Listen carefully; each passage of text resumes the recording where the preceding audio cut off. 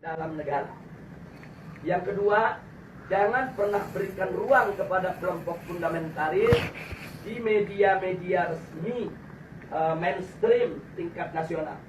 Yang ketiga, yaitu jangan pernah memberitakan segala kebaikan sebesar apapun yang dilakukan oleh kelompok fundamentalis. Yang berikutnya, setiap kesalahan sekecil apapun yang dilakukan oleh kelompok fundamentalis harus diviralkan, harus disebarluaskan, dan harus diulang-ulang. Nah, supaya itu melekat di hati masyarakat bahwa mereka adalah orang-orang yang tidak layak untuk diberikan tempat di kita punya negeri atau di negeri Islam. Nah, kemudian nggak sampai di situ, kelompok fundamentalis yang manapun jangan pernah sebut mereka dengan rentetan gelar-gelar akademik mereka. Nggak boleh.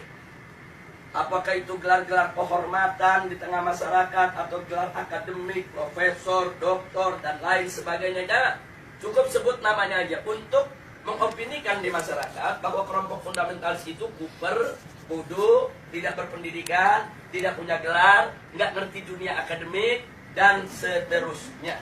Jadi cukup sebut nama mereka, tidak perlu diberikan embel-embel yang lainnya.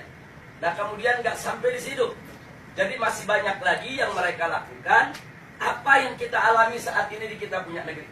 Nah, bagaimana para habaib, para ulama kita, bagaimana tokoh-tokoh kita di Majelis Ulama Indonesia, yaitu mereka kerdilkan, mereka kecilkan, mereka recehkan, mereka hina-hina, bahkan mereka mencoba mencari kesalahan-kesalahan, bahkan kalau nggak ada kesalahan, ya buatlah fitnah-fitnah yang bisa diterima oleh masyarakat tentang mereka. Dan ini akan mereka lakukan terus. Jadi artinya bagaimana cara menghabisi kelompok fundamentalis? Satu, kerdilkan mereka. Dua, jauhkan mereka dari masyarakat. Kemudian ketiga, yaitu bidik daripada para tokohnya. Kalau bisa dirangkul, dirangkul. Kalau nggak bisa dirangkul, dipukul. Bisa dipeluk, dipeluk. Nggak bisa dipeluk, digebuk. Nah, jadi ini yang mereka lakukan. Nah, baik, sekarang yang kedua. Lalu bagaimana dengan kelompok modernis? Kelompok modernis bagi mereka, yaitu statusnya aman. Bagi mereka statusnya aman. Nah, aman. Statusnya aman sehingga perlu diberikan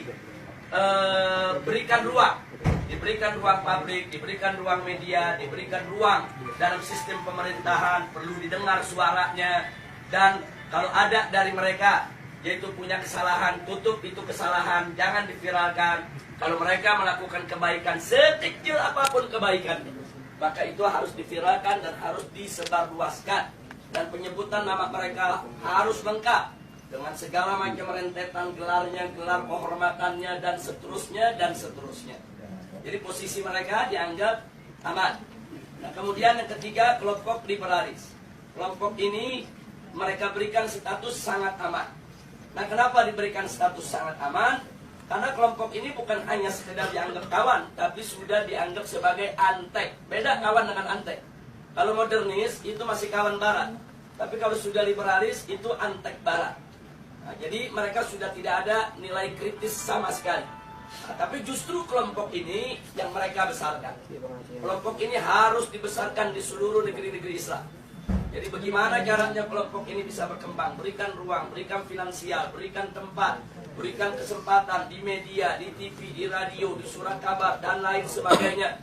Kemudian pendapat-pendapat mereka viralkan, seolah-olah itu merupakan pendapat daripada masyarakat Islam internasional, dan seterusnya. Dan libatkan mereka, undang mereka kalau ada konferensi-konferensi internasional di mana saja, untuk lebih memantapkan posisi mereka di tengah masyarakat. Dan kalau mereka punya kejelekan, sejelek apapun, sebesar apapun, yaitu supaya disembunyikan. Jadi jangan kaget kalau tokoh-tokoh liberal di Indonesia ada di antara mereka yang menghamili sekretarisnya, yang memperkosa pegawainya, tidak pernah muncul di media. Jadi semua harus ditutup, tidak boleh. Tapi kalau mereka melakukan kebaikan sekecil apapun, maka kebaikan itu harus terus, yaitu dieksplorasi untuk kemudian diviralkan, disebarluaskan ke mana-mana. Nah ini maka itu disebut ini kelompok status sangat aman. Yang terakhir, yang tradisionalis, kelompok ini masih diberikan status waspada. Loh, kenapa dikatakan waspada? Sebab kelompok ini walaupun mereka bukan fundamentalis, tapi memiliki 3 ciri yang sama dengan fundamentalis. Sehingga kelompok ini harus diwaspadai. Kalau kelompok ini tidak dijaga, maka nanti kelompok ini setiap saat bisa berubah menjadi fundamentalis. Nah, maka itu usul mereka, kelompok yang keempat ini dijaga. Nah, maksudnya dijaga bagaimana? Satu, jangan kasih mereka berdekatan dengan kelompok fundamentalis. Sebab kalau kelompok tradisionalis dengan kelompok fundamentalis duduk bareng satu meja, satu kursi, mereka diskusi, maka kelompok tradisionalis berpotensi besar untuk berubah menjadi fundamentalis. Karena perbedaan mereka cuma sedikit, perbedaan definisi ta'rif ad-demokratiyah. Itu aja yang mereka berbeda. Tapi dalam soal dukungan terhadap tatbikus syariah, dukungan terhadap igamatul khilafah, dukungan terhadap sikap kritis terhadap barat, sama. Nggak ada beda antara fundamentalis dengan tradisionalis. Mereka hanya berbeda di dalam mendefinisikan demokrasi. Yang satu mendefinisikan ya demokrasi bertentangan dengan hukum Allah sehingga harus ditangkal sama sekali. Yang satu lagi melihat bahwa demokrasi itu hanya satu cara yang kalau dibawa ke dalam ajaran Islam dia bisa islami, kalau tidak, kalau dikeluarkan dari ajaran Islam dia bisa bertentangan dengan ajaran Islam. Hanya ini saja berbeda. Nah, kalau mereka duduk bareng diskusi, maka kelompok tradisionalis berpotensi besar berubah menjadi fundamentalis menurut mereka, menurut Rand Corporation. Maka itu fundamentalis dan tradisionalis tidak boleh bersentuhan, harus dijauhkan, bahkan harus diadu domba. Nah, ini yang terjadi di Indonesia saat ini. Bagaimana supaya dua kelompok ini diadu domba? Nah, kenapa ini yang harus diadu domba? Karena kelompok fundamentalis dan tradisionalis ini yang pengikutnya paling banyak. Kalau yang namanya modernis, kelompoknya tidak seberapa. Modernis dalam pengertian Rand Corporation. Apalagi liberalis. Mereka nggak seberapa. Mereka punya basis massa. Kita bicara basis massa akar rumput. Nah, yang memiliki basis massa akar rumput yang sangat kuat hanya kelompok fundamentalis dan kelompok tradisionalis. Maka itu kalau ini bersatu, ini akan menjadi satu kekuatan umat Islam yang maha dahsyat, yang bisa merontokkan kekuatan mereka, sehingga mereka akan melakukan berbagai macam upaya bagaimana dua kekuatan ini untuk tidak bersatu. Nah, itulah sebabnya aksi 212 di mata mereka ini merupakan persatuan antara fundamentalis dan tradisionalis. Dan mereka sangat panik, mereka sangat kalap, karena yang masuk dalam aksi 212 itu dari semua elemen umat Islam. Apapun organisasinya, apapun partai politiknya, apapun mazhab pemikirannya, mereka datang, mereka tidak tanya Anda NU, Anda Muhammadiyah, Anda FPI, enggak. Mereka enggak nanya Anda P3, Anda PKS, Anda PKB, enggak. Mereka enggak nanya. Mereka enggak nanya mazhab, Anda Syafi'i, Anda Hambali, Anda enggak. Mereka enggak nanya Anda ini termasuk yang Aswaja, yang Wahabi, atau yang Salafi dan lain. Enggak ada. Mereka hanya tahu Anda Muslim, saya Muslim, kita datang untuk bela Islam. Justru ini yang menakutkan musuh. Nah, karena ini membuat mereka panik dan mereka kalap. Akhirnya semua tokoh-tokoh yang terlibat dalam aksi 212 mereka kriminalisasi. Sebagian ada yang dimakarisasi, sebagian ada yang diterorisasi, sebagian ada yang dikriminalisasi, yang diterorisasi. Umpamanya Ustadz Bakhtiar Nasir dikait-kaitkan gerakannya dengan ISIS, dengan sumbangan untuk teroris dan lain sebagainya. Ini namanya terorisasi. Nah, sedangkan makarisasi seperti Kiai Khattab, Muhammad Al-Khattab yang saat ini ditahan dan dipenjara. Nah, ini dikait-kaitkan dengan inilah gembong yang membuat makar, inilah yang ingin menggulingkan pemerintah dan lain sebagainya. Ini namanya makarisasi. Nah, sedangkan kriminalisasi, aneka ragam tindak yang dianggap pidana itu dinisbahkan kepada para aktivis kita. Nah, jadi sekali lagi bahwa langkah-langkah kriminalisasi, kemudian makarisasi, terorisasi Ini merupakan jalan yang mereka ambil saat ini untuk membuyarkan kesatuan daripada umat Islam. Maka itu saya minta kepada segenap umat Islam, khususnya kepada tolabah yang ada di Madinah ini, khususnya secara istimewa adalah antum semua, baik mukimin maupun pekerja dan lain sebagainya. Yuk kita rapatkan barisan, dan yuk mari sama-sama kita aktif di dalam perang politik. Jadi jangan pernah kita lalai. Jadi jangan lupa, ini handphone yang Anda pegang ini di zaman sekarang bisa menjadi senjata yang luar biasa. 3-4 tahun yang lalu, itu manakala gerakan kita digembosi oleh televisi mainstream yang ada di Indonesia, kita nggak berkutik. Digembosi koran, digembosi majalah, digembosi televisi, kita tidak berkutik. Kenapa? Karena saat itu media televisi adalah media yang paling kuat, adidaya, paling berkuasa untuk membentuk opini. Nah, sementara yang memiliki televisi itu hanya konglomerat. Nah, mereka yang punya uang banyak, karena operasional untuk sebuah televisi itu bisa ratusan miliar. Nah, jadi kita nggak berkutik. Jadi semua opini di kita punya negeri itu dibentuk oleh para konglomerat yang pemilik daripada televisi tersebut. Tapi alhamdulillah 3 tahun terakhir ini ada perubahan, terobosan teknologi yang luar biasa. Munculnya WA, Instagram, kemudian medsos yang lainnya. Ini membuat bahwa penguasaan opini tidak lagi didominasi oleh konglomerat. Bahkan masyarakat biasa cuma modal handphone, beli pulsa di Indonesia 5.000 perak, dia bisa bikin opini. Modal 5.000 perak, foto sana, foto sini, rekam sana, rekam sini. Mereka viralkan dari grup ke grup. Bahkan kadang-kadang banyak orang mendapatkan berita lebih dulu dari WA ketimbang dari TV. Lebih dulu dari WA ketimbang dari radio. Lebih dulu dari WA ketimbang dari majalah dan koran. Nah, ini luar biasa. Artinya apa?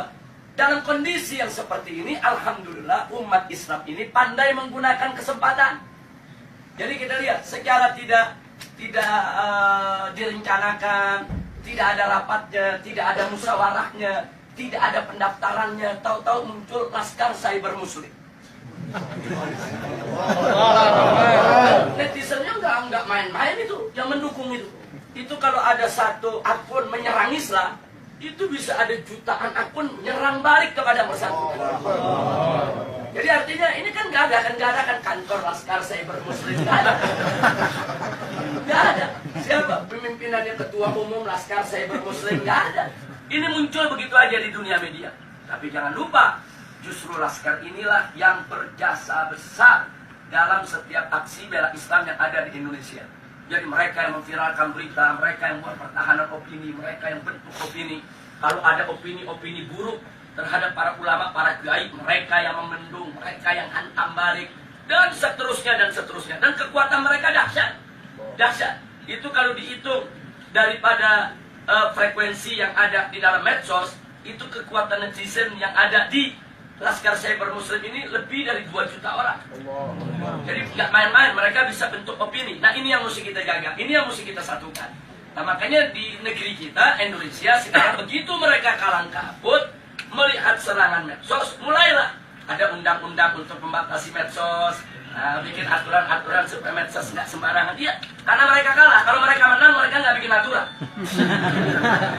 Sama dengan kemarin di Jakarta, pada saat ada pilkada, begitu mereka kalah spanduk, KPU bikin aturan, di putaran kedua tidak boleh ada spanduk, karena udah kalah spanduk. Loh, kenapa bisa kalah? Karena di masyarakat Jakarta, secara sendiri-sendiri, bukan dibayar oleh calon gubernur, mereka bikin spanduk di mana-mana.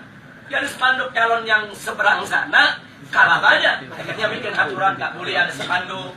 Nah, jadi seperti itulah cara mereka. Pokoknya mana yang kira-kira merugikan mereka, mereka bikin aturan nggak ada. Jadi mereka berani berbuat curang secara terang-terangan. Jadi kalau pilpres sebelumnya ada serangan fajar, kemarin ini saya sebut bukan serangan fajar, tapi serangan barbar. Loh, kenapa saya sebut serangan barbar? Mereka nggak tanggung-tanggung nyerangnya pagi, siang, sore, malam, terang-terangan. Di Jakarta ada hujan sembako. banjir duit luar biasa. Nah, jadi memang itu peristiwa luar biasa, tapi alhamdulillah Rabbuna yang seluruh muslimin. Amin. Muslimin di Indonesia, walhamdulillah ala barakatillah subhanahu wa ta'ala. Allah masih memberikan kemenangan kepada kita sampai saat ini. Sebelum saya akhiri, mungkin nanti ada yang ingin menambahkan atau ada ingin bertanya atau minta penjelasan. Maka di sini yang ingin saya ingatkan adalah bahwa persatuan ini penting. Allah subhanahu wa ta'ala qala wa'tasimu bihablillahi jami'a wa la tafarraqu. Jadi al-i'tisam bihablillah ini luar biasa. Ini daruri. Jadi kita harus bersatu dalam iman, bersatu dalam Islam, bersatu dalam ihsan, bersatu di dalam penegakan hukum Allah subhanahu wa ta'ala. Wala tafarraqu, dan jangan sekali-kali kamu bercerai. Jangan lupa bahwa persatuan itu bukan hanya sekedar sumber kekuatan, tapi persatuan itu juga merupakan sumber pertolongan Allah.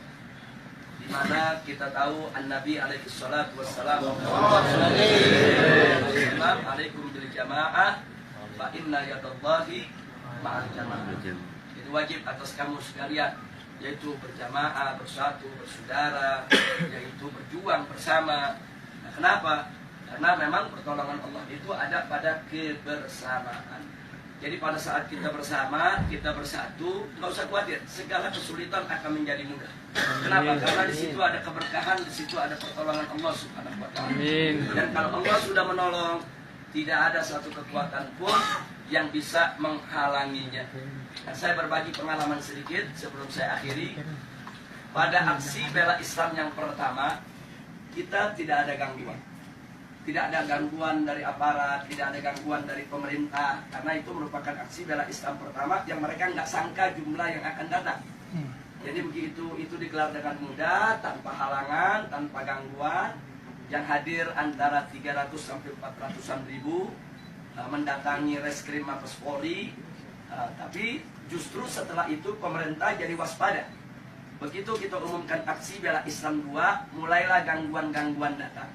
Jadi mereka hadang, mereka halangi, mereka gembosi menjelang daripada aksi 4/11. Tapi ternyata penggembosan itu gagal.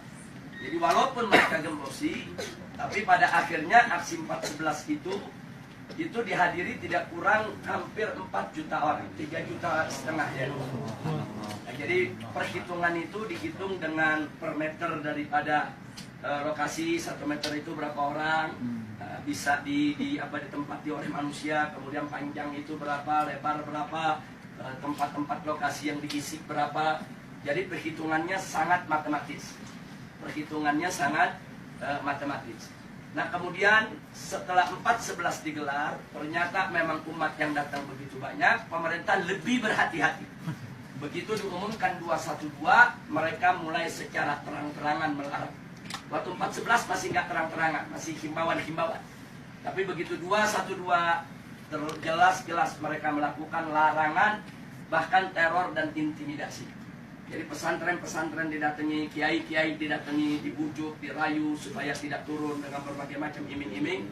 Dan kalau yang nggak mau, tetap mau turun juga, mereka teror, mereka intimidasi, mereka takut-takuti dan lain sebagainya. Bahkan perusahaan bis di mana-mana, khususnya Jakarta, Sumatera, itu diteror, diancam akan dicabut. Mereka punya lisensi, mereka punya izin trayek, karena mereka berani mengangkut umat Islam ke Jakarta. Jadi sudah digembosi habis-habisan. Secara logika 212 gagal. Jadi besok aksi 212 malam ini saya dan kawan-kawan masih berkumpul dengan Ustaz Bakhtiar Nasir, Ustaz Zaitun Rasmin, kemudian juga dengan kawan-kawan dari MUI, kawan-kawan dari FUI, dan seterusnya. Kita saat itu melihat tekanan-tekanan yang begitu hebat. Secara logika besok ini separuh dari 4/11 saja udah hebat. Separuh dari 4/11 saja udah hebat. Jangankan separuh, bisa 1 Monas saja udah cukup. Jadi memang betul-betul kondisinya, tekanannya luar biasa. Nah, pertanyaannya kenapa pemerintah melakukan tekanan yang lebih luar biasa pada saat itu? Karena mereka gagal di 4/11. Jadi mereka nggak mau gagal lagi di 212. Tapi subhanallah, makin ditekan, makin dihadang, makin dilarang, semangat umat Islam dari mana-mana semakin menggebu-gebu, dan akhirnya yang paling fenomenal adalah bagaimana 10.000 santri dari Ciamis berjalan kaki ke Jakarta. Allahu Akbar. Dan itu bukan tidak punya pengaruh, itu takdir pengaruh yang ada di tengah masyarakat besar. Gara-gara Ciamis jalan dengan jarak 300 km lebih, itu mendorong tempat-tempat lain gak peduli. Oh, nggak ada bis, nggak ada kendaraan, ya kita jalan kaki rame-rame. Nah, ini di luar dugaan. Dan besoknya yang hadir itu hampir 8 juta orang, 7 juta orang lebih. Nah, jadi ini adalah pertolongan Allah. Tidak ada satu orang pun, satu manusia pun, satu tokoh apapun, sehebat apapun dia, yang mampu mengumpulkan manusia sebanyak itu dengan tujuan yang sama, kecuali dengan pertolongan Allah. Semata-mata Allah punya pertolongan. Nah, akhirnya digelarlah 212. Semua itu adalah pertolongan Allah Subhanahu wa ta'ala. Nah, kita sudah sampaikan kepada pemerintah pasca 212, mestinya energi 212 itu jangan dianggap oleh pemerintah sebagai ancaman. Jangan. Mestinya dengan energi 212 itu pemerintah lebih merangkul